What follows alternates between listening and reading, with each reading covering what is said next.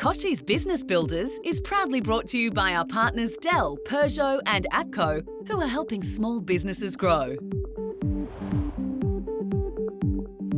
On Kochie's Business Builders, a Sydney wellness centre learns how to retain customers and build growth through technology. An Adelaide skincare business built on passion shows us how they went global. And a PR expert's tips on using social marketing strategies to build success.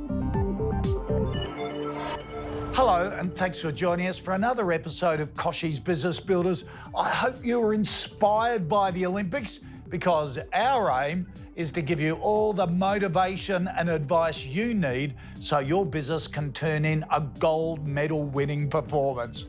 Now, if you want to grow your business, an effective technology solution is essential, especially to support you when the unexpected happens.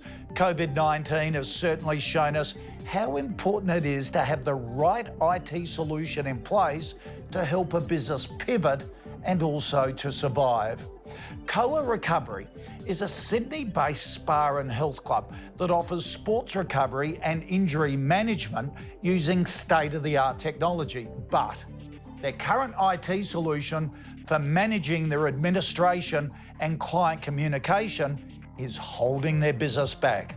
So we sent entrepreneur and mentor Joe Burston in to help.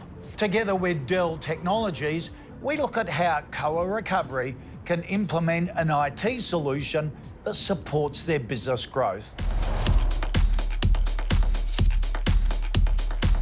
Sean, you had a really big journey in this industry so far with a lot to go.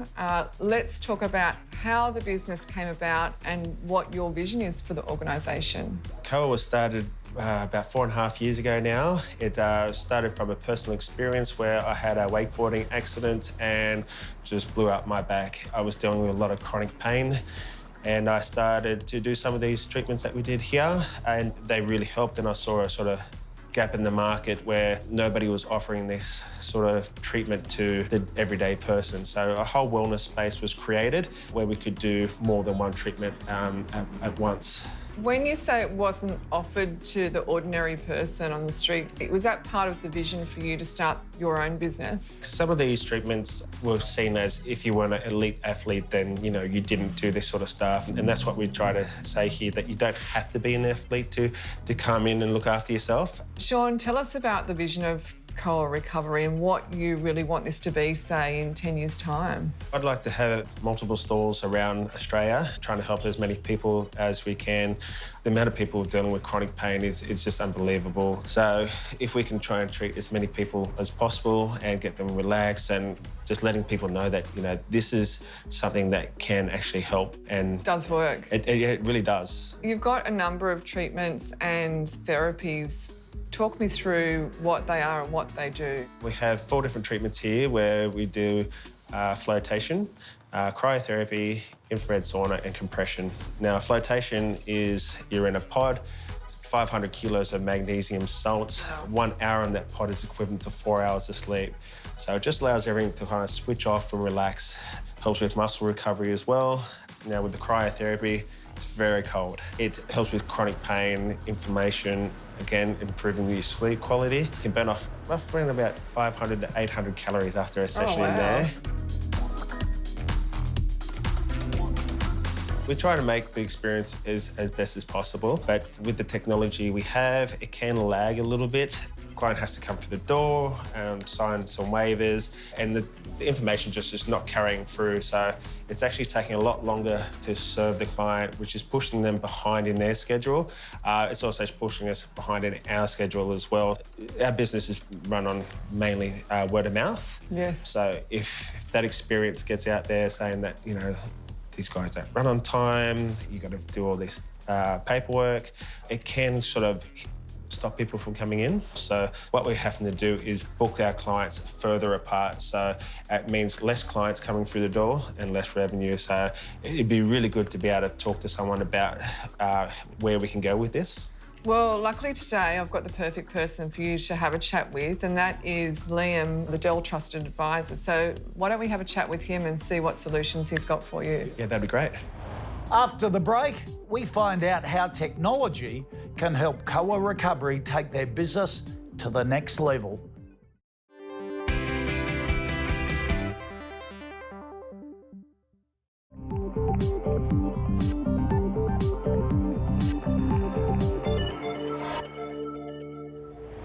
Earlier in the show, we looked at a common problem faced by many small businesses.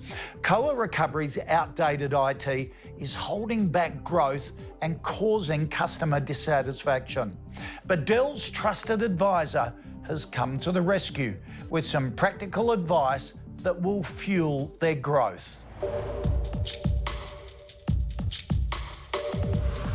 Liam, Sean is a non-tech founder, which we see a lot of in small business. Yes. And of course, the barrier to growth and scaling is driven by technology challenges. How does Dell help those small businesses grow through those technology challenges? Absolutely, and it's a common one we get a lot of. I suppose the first step for us is making sure that we actually meet the customer, we understand their environment, we see their premise, and we kind of deep dive on what their journey is. And then we begin by looking at the deployment and the services side of things and really ensure that it's the right people helping him from day one. It's very difficult for companies, once they get sort of set up ad hocly, to later sort of refresh and readdress those issues. So for us, where we can help is making sure that, I guess, we first understand your business, we then tailor the requirements specifically for them, and then we roll out the resources. We roll out the gurus and the specialists. Yeah. And Sean, for you as a non-tech founder, thinking about technology must be a little bit scary, right? Yeah, that's right. You sort of don't know where to go, and you're not sure who to call. When we first started up, we kind of got the best booking site that we believed that sort of fitted our needs. But over the years, we've been finding it quite clunky, a lot of friction there. It's not sort of user-friendly for everybody. And the experience when the client's coming through the door, the registration side of things, it's just taking a lot of time. So the client can get a little bit frustrated, can push us behind. With both those issues, we just don't know how many sort of clients we're actually losing and sort of the return clients. So I just wanted to see if you have a sort of solution that can actually tell us, you know, the clients that we're losing and how we can sort of fix that. It sounds like it's a very common problem that a lot of businesses have. From what you're telling me as well, that the booking system is a key element to the success and the driver of the business operations. Would that be right? Yeah, that's definitely right. We can see the frustration on the client's face when they're actually coming through the door. An area where we can help is definitely on improving that and digitizing that check-in process and helping maybe automate some of those functions to make it more user-friendly and more efficient. And I think that will also help you guys when you grow, is when you're able to expand, we'll have a standard solution that we can kind of rinse and repeat and apply that to the future branches. Because we are the experts in our field, we have services and capabilities to support you here on that journey. And when is the best time to get Dell in to do that sort of stuff? Well, you can contact me, and so I can come out to address your business. And once I think we get you set up and established, a lot of our services will already then be in place, particularly the service, our Pro Support Plus service. It's actually predictive support. So when there is a failure that's detected, they're automatically going to log a job for you, and someone will go out without you coming to us. Sounds like a great solution. What's the point of difference with Dell, and how can that help the business? The first point of difference would be you have a dedicated, trusted advisor just for you that understands your business. The second one would be full pro deployment services, ensuring that we can not only supply the equipment, but actually deliver on that service for you. And I think that's really unique to us compared to other retail and other brands. And the third one would be we have a Pro Support Plus predictive tool that helps ensure that you're looked after for the entire life cycle of the equipment. And Dell can help us as we scale?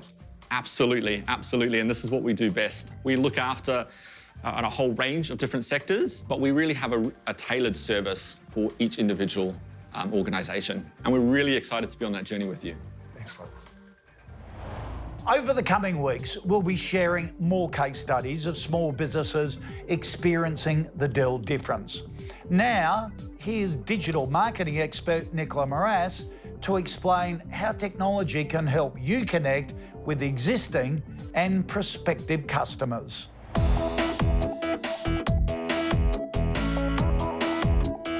It's really important as part of your digital marketing strategy that you are emailing your customers regularly and your prospective customers regularly.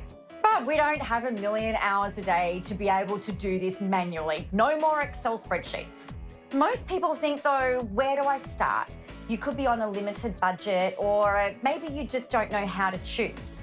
There are options out there that are free, that will grow with you over time. There are some mid-range options, and then there are more expensive options. The main thing that you need to think about is the platform that you're choosing going to grow with you? Something like MailChimp, where you can access that for free, might be a really great option for you to start with, but is it going to give you what you need long term? Or something perhaps like ActiveCampaign that is a good mid-range level might be a bit out of your reach right now. The main thing that you need to consider is how are you going to reach all of your subscribers with the click of a button? Look, building a client base takes time and money, so it is well worth maintaining those relationships. Great advice there from Nicola on how to do it. Now, if you want to learn even more from her, sign up for our Business Booster online course. It's free and will help you supercharge your sales and marketing. Sign up now at kochiesbusinessbuilders.com.au. After the break, we meet the owners of Robertson Skin Repair, our Back to Business competition winners, and discover the driving force behind their successful global expansion.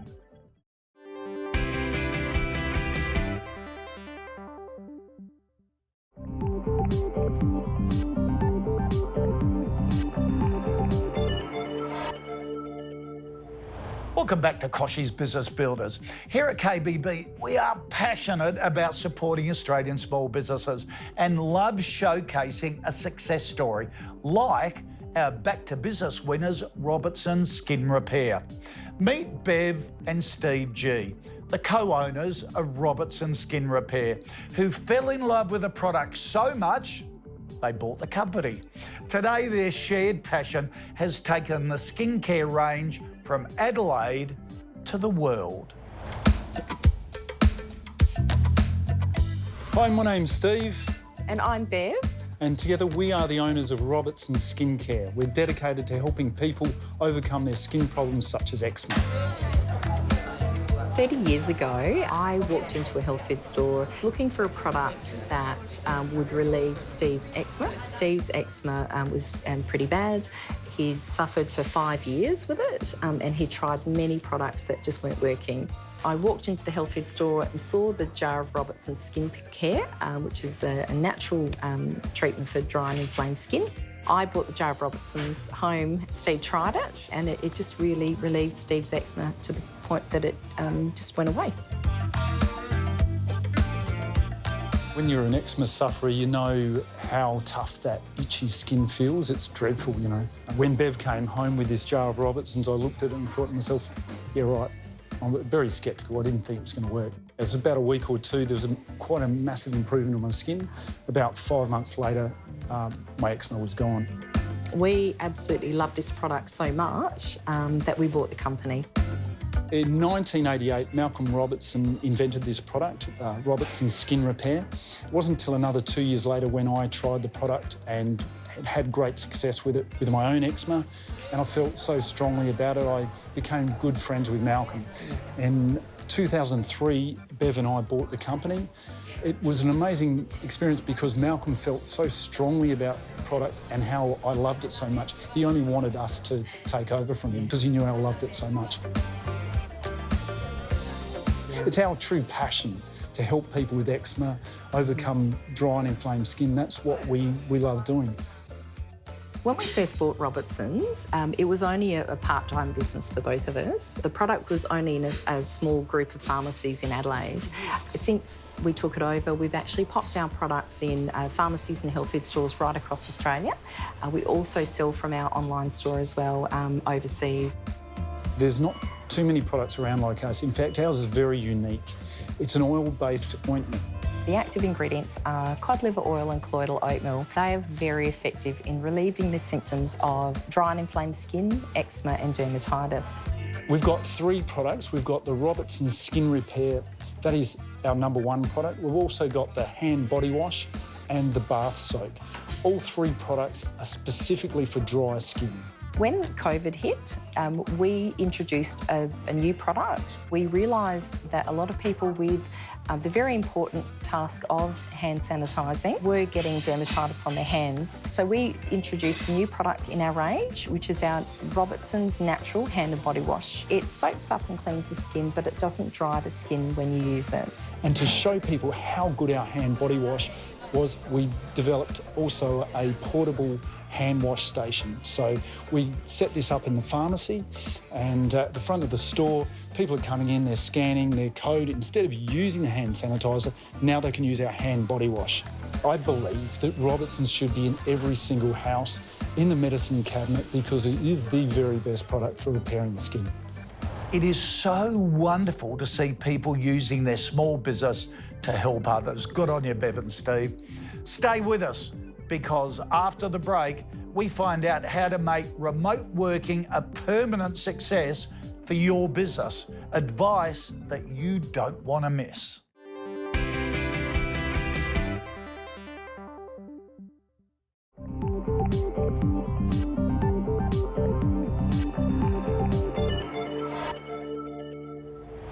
Well, the pandemic has sped up the shift to remote and hybrid work for many Aussie businesses, and it doesn't look like changing anytime soon. The annual remote working report reveals that moving forward, 94% of Australians want to work from home at least one day a week. But managing a dispersed workplace comes with unique challenges for any business owner. Alex Hatting is Chief People Officer at Employment Hero, and she joins us to explain what businesses need to know about this shift. Alex, there are so many businesses grappling with the work from home balance. What needs to happen in order to make remote work be a permanent success? First of all, CEOs and leaders need to embrace it and trust their employees. It's been so frustrating over the last few months before our lockdown, seeing leaders put together playbooks and rules around how do we get everyone to come back to the office. But COVID has done a lot of the change management for us. Our workers have proved that they can work remotely and they can choose the hours they work. And if we want to attract the best talent across Australia, as business leaders, we need to go remote first. How do you keep your workforce engaged, though, when their contact with each other is really limited? It's not easy. We found putting a cadence into place worked really well, where teams were connecting each morning, and then our executive leadership team would connect at 9:30. So any communications or issues were bubbling up to leadership without having to wait a week to get something resolved. You absolutely have to have a pure focus on culture and social connections. Alex, one of the big challenges is keeping your team engaged with each other to swap ideas. How do you do that? You've got to get the right platforms, don't you? Human interaction is really important when it comes to engagement. So setting up fun virtual chit chats, we've done trivia nights, drag queen bingo, the amazing race. It's really important to provide that.